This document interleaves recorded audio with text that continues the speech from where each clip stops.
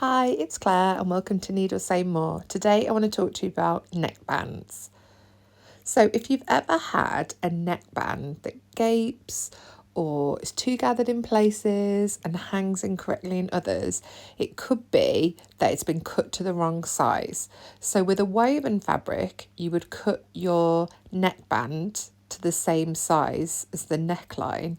When you're doing a jersey neckband, it's really important that you cut it smaller.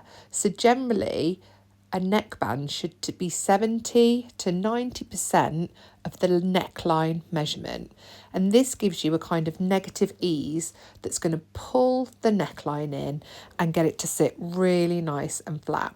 Now, this makes some people nervous because they think they're going to stretch the neckline all out of shape, but the neckband does help it recover and it will give a really good overall finish.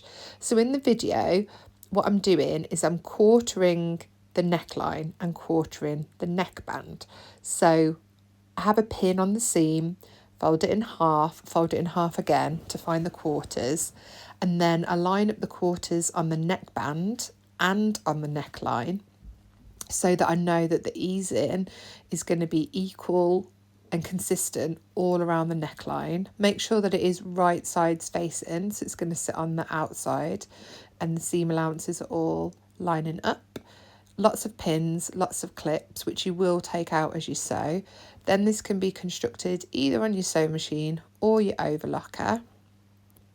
And you will need to stretch and ease it as you move around the neckline. But remember, it will recover. When it's finished, you might need to give it a steam, or it might be ready to wear, and it should sit nice and flat to the body and give a really good even finish.